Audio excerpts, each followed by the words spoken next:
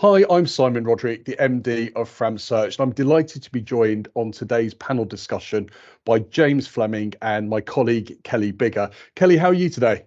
I'm very well, thank you very much. Simon, you? Not too bad, although I'm not enjoying this kind of cold weather for June. It's pretty strange, isn't it? No, I know. It was the lovely summer dresses and t-shirts and shorts at the weekend, and now we're back to jumpers and coats. It's just like, make up your mind, seriously. And James, how are you? Yes, very well, thank you, Simon. Good to see you both, and I agree. I wish this cold wind would disappear. Very strange indeed. Well, thank you very much both for joining me today. We're going to be discussing succession planning and wealth transfer, and obviously the challenges of successful and effective succession planning for high net worth individuals and families. But before we do, I think we should probably just talk about our backgrounds a little bit and introduce ourselves. Kelly, would you mind telling us a little bit about you? Yeah, sure. So my name's Kelly Biggar. I am head of the wealth practice here at Fram Search. I cover a broad range of clients from kind of family offices, private banks, wealth management firms, kind of IFAs. And basically, I recruit for any role within those areas, really. So you're kind of asset gathering, financial advisors, investment managers, to the teams that support them, operations, compliance, heads of. And pretty much, anything within the wealth space is my speciality. Thank you very much for that intro. And James, what about you? Well, yes, Simon, thank you. Good morning, everybody. James Fleming. I'm currently Vice Chairman of the Advisory Board at VAR Capital, and also I have some other non-exec positions. Previously, I was Chief Executive of Sandaire, which was the first multifamily office in the UK, which was sold to Schroders in December 2020. And then I won't take up the rest of the interview, the rest of my career, but previously fairly senior positions in other houses such as Coutts and Arbuthnot Latham. Thank you very much for the intro, and two great panelists there to talk to. My background is I started working in the wealth management recruitment industry in 2007. Whilst Fram is much more than wealth management today, it's obviously a very important part of our business, and it's been an absolute pleasure to grow that practice into what it is today with Kelly over the last 9 years. So moving on and talking about the subject of succession planning and wealth transfer, it's very complex. It's something we see that gets a lot of attention from ultra high net worth houses. It gets obviously some attention from other firms too, but we do feel that there's perhaps some issues and marketing opportunities that firms could perhaps address in the high net worth space. But of course, this is an area that affects very few estates. I think I read that up to 2020, only 4% of deaths resulted in an IHT charge. So there's either lots of very good tax planning going on already, or indeed actually not that many estates actually fall into this this taxation area. But we want to talk about the human side as well. And James, I'd love you to give us some insight from your career around the complexity of family dynamics and obviously those interpersonal relationships, or what can be a difficult time or a difficult subject around succession planning. Yes, well, thank you, Simon. I think you used the word complex there, and I think that is one word that summarizes a lot of different perspectives when we start to think about succession planning. The first perspective might be that succession planning clearly involves different generations of a family, and they may have different perspectives, different views, perhaps even different cultural values in terms of their beliefs or their approach to running their family business. Of course, a lot of family wealth is invested in family businesses. I think over 80% of the businesses in the UK are family owned. So a lot of the time when we're talking about succession planning, we're talking about the future ownership of the family business in that sense. So different generations, different perspectives. Of course, the legislation around succession planning can be quite complex as well, particularly if you have not come across it before, whether it's the tax legislation or the legislation around the distribution of an estate, particularly if there's no will planning document in place. So yes, I've seen a lot of that over my career, Simon, and experienced many an emotional conversation with families and members of families. And I think complex is a good word to describe it. Yeah, and it's a highly emotional time, I think, and a highly emotional subject, and I think it needs to be dealt with sensitivity, but also a bit of pragmatism as well. And Kelly, I know that you were talking earlier on about nowadays what family is. Yeah. It's I not. think I suppose the average family kind of looks like 50, 60 years ago is very different to what it looks like now. There's kind of a lot of, I suppose, divorce rates, for example, according to the 2022 census, divorce rates of 42% in the UK. I mean, that's quite high, not as high as some of our European counterparts. I think I looked, and Portugal was something like 98% divorce rate. That's insane. I Very high. can't quite get my 98%. So I can't quite get my head around that. But I mean, obviously, yeah, with say the change of how say an average family now looks, with kind of divorces and new families and things like that, I should imagine the complexity that was there is now even larger, because you have stepchildren, step kind of husbands, wives, etc. And if that wealth does span across multiple generations, then I should imagine it could be quite a minefield to try and Absolutely, multiple generations, multiple jurisdictions, and quite rightly nowadays there's no such thing as typical. So No. I think that we need to bring all of that into. And James, how have you seen people address, particularly in the ultra high net worth world? How have you seen people address and put in place practical steps to dealing with this particular subject? I think successful families in this area of succession planning inevitably have good advisors around them, and they listen to those good advisors, and those good advisors will always encourage, if not firmly direct, that a strategic plan should be created for family wealth. You mentioned that background there of the potential of different jurisdictions. You think of families of significant wealth who have different residences in different countries. They may have a business that has different subsidiaries in different countries. You've got different taxation systems, different systems of law, multiple complexities in that sense. You need good advice. Good advice, not just to understand all the things I've just said, but good advice to interpret how you should plan that succession process. Communication is vitally important, and I think in the sense of bad communication, I've seen many situations where bad communication has resulted in huge emotional distress, fallout, and then yet further complexity in trying to clear up the pieces afterwards. So good planning, careful planning. Many families will set up a family charter for that generation, but also for succeeding generations. And the point of the family charter is to act as a central governance document in that sense, to set out, if you like, the memorandum and articles of association of the family, obviously not a corporate, but of a family. The boundaries, the values, what the purpose of wealth is, the purpose of the family wealth in that sense. And that becomes the guiding document. And if that is in place, then that is a very strong key to unlocking the complexity that we've talked about. And how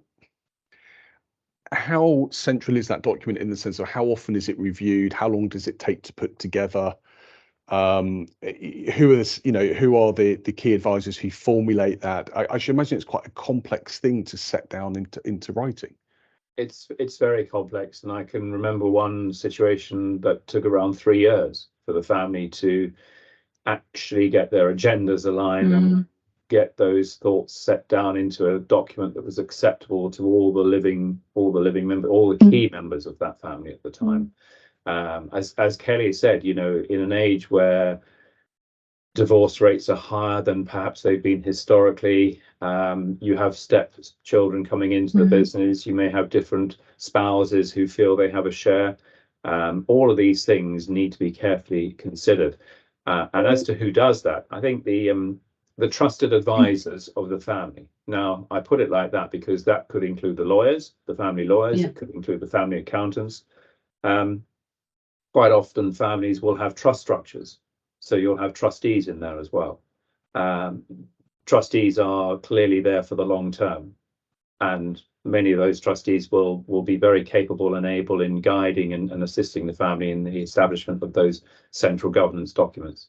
I mean, what age would you say is so obviously with large wealth, obviously these charters are in place, absolutely, but if there was, say, something to happen, I suppose, to the older generation of that wealth, and suddenly the younger generation suddenly became very rich very quickly, is there a kind of an age that you think, do you know what, we should start getting the children of the next generation involved in financial coaching, how you manage this large wealth, you know, what you do with it? Because suddenly overnight they could have, say, a fortune and have no idea how to manage it, look after it, and maintain it for hopefully the next generation. Do firms have a kind of, you know, large companies set up this type of structure? Absolutely, and I think you know, my answer will be generic in that sense, because it draws upon many examples and evidence that I've seen over the years. But I think the worst part of that answer will be that where there's no planning and there's no foresight and there's no guidance and there's no introduction given to that next generation, that's when calamities, disasters can happen. Particularly in the case where maybe a senior member of the family is killed in some awful accident, and it's an instant situation that arises. Lack of preparation is the worst outcome in that sense. I've seen lots of situations where firms will create next generation programs, because we have some great education in this country, but I've not seen on any school curriculum yet anything that does or deals with any financial education, you know, ranging from what is a mortgage, right up to the, you know, instruction about the bond market or the stock market, or what is a hedge fund, or how does real estate work? How do you buy and sell a property? We don't teach any of that to kids at all. And it's all learnt by hand-me-down evidence from hopefully parental guidance or from friends in the pub, maybe. It's pretty terrible when you think about it, because you know, money isn't everything, but I'm afraid it does all the wheels of life. And if we don't understand money, then we're dealing with something that is complex, difficult to get to grips with, and we make mistakes and lose money in that sense. So the next generation programs deal with all of that. Going back to my generic situation, I've seen lots of families who prepare their children with education first and foremost. So they ensure that they have gone through good schools, through the university process, gained the appropriate relevant degrees, etc. But also in that process, they may be giving them time in the family business during the summer, internships, for example, around different aspects of the family business. And they're gradually introducing them to what lies ahead.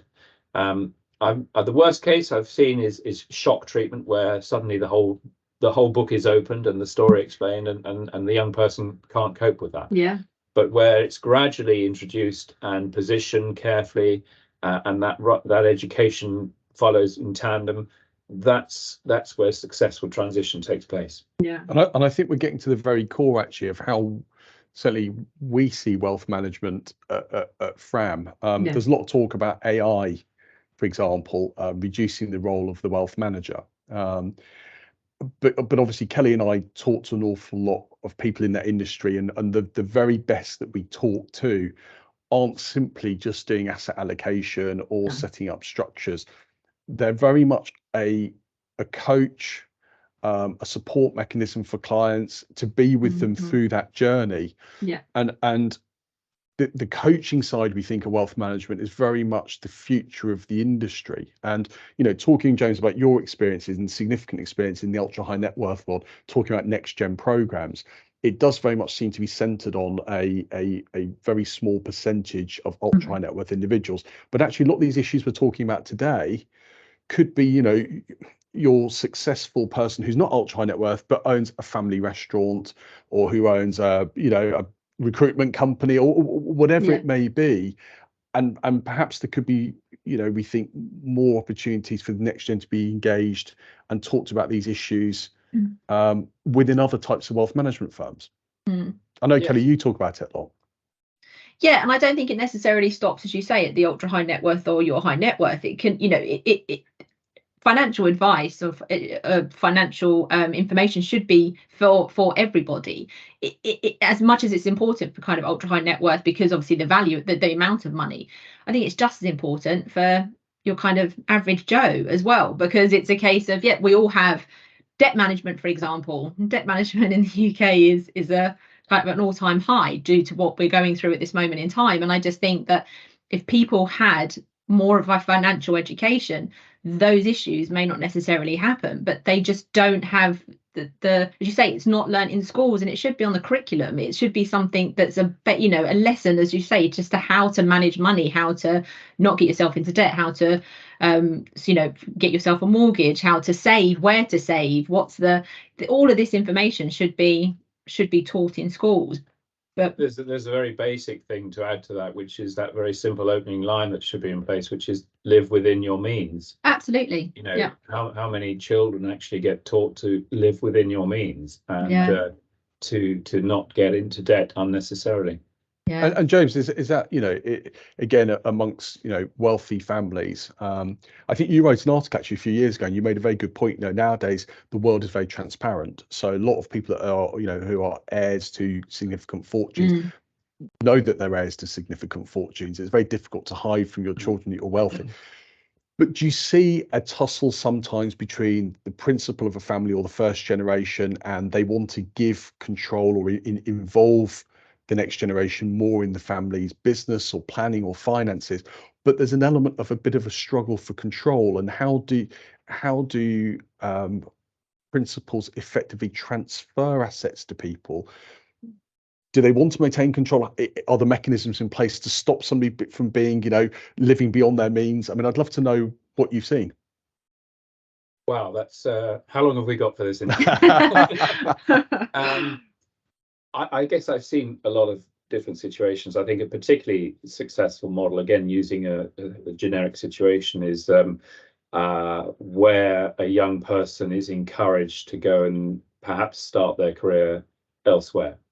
So they may be encouraged to go and qualify as an accountant, or to go and study something that is appropriate for another industry. And maybe around the age of 30, when they've got 4 or 5 years experience in that field, they'll be encouraged to come back into the family firm because they've got some experience then at that stage, that age, and they can be relevant and helpful and contribute to the next generation and to the next stage of the family business development. Where they're, if you take the opposite of that, and where straight out of school, for example, they're put into the family business, I think they lack that more worldly approach. They lack that wider experience that they could have gained if they'd gone for further education, or further still, as I've said, to go into another firm, another industry altogether. And the most successful people I've seen are those who have that experience of going further afield and come back into the family business. The tussle for control you mentioned, I guess I've seen that less so in recent years, because I think families in the last decade or so, last 15 years, have appreciated the importance of planning, the importance of structure, the importance of introduction and guidance. And more these days, we find families are identifying their real purpose, and in that sense, aligning the agenda of the wider family. So I've seen next generation family councils coming into being, where the senior members of a family will recognize that there's a group of nieces and nephews coming forth, and it would be good for them to sit around the table and start to understand the company that they may inherit, or the family fortune that they may inherit one day. And so they form a sort of family council in that sense, to start discussing some of the issues. There may not be much control in the sense of control of the company or the family business at that stage, but they're learning to engage with each other and understand the dynamics and issues and challenges that the family may face, the family business may face, and what their contribution can be. So there's a lot of knowledge that's going into families these days to try to ensure that there isn't too much tension and too much tussle for control that we might have seen a few generations ago. And Kelly, is it in your view that the wealth manager is kind of, is like we were talking about coaching earlier on, is at the centre of that and keeping people on track, and because they're very much central in the marketplace, they're providing access to lawyers, accountants, a wider set of experts. Is that what you see?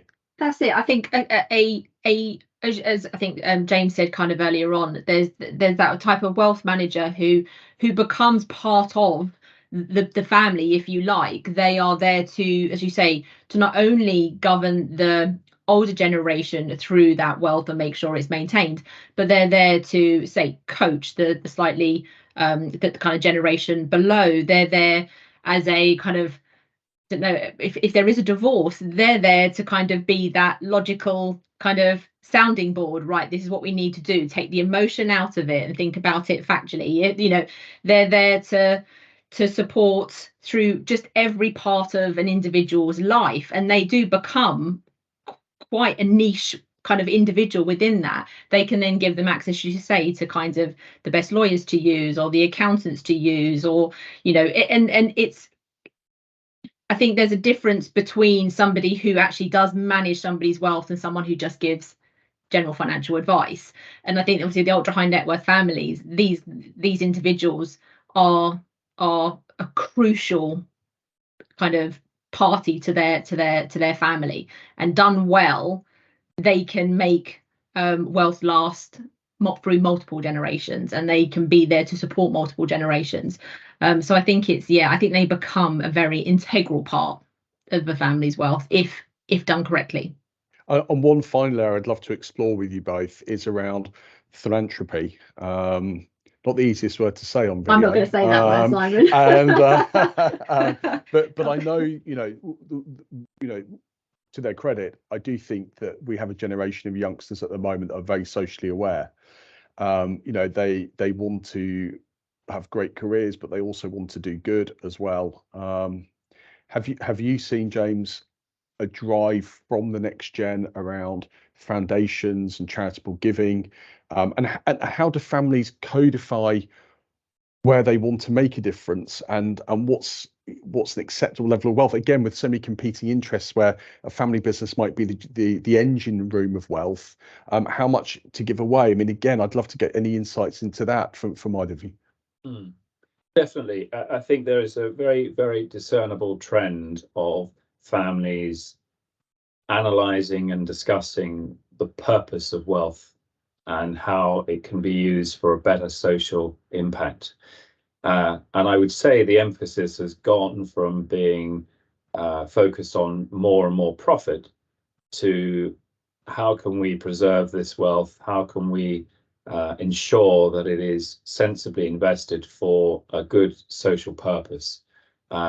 Not suggesting that profit becomes a topic that is not discussed at all, because obviously, creating profit adds to the capital, adds to the future generations and the wealth of those generations.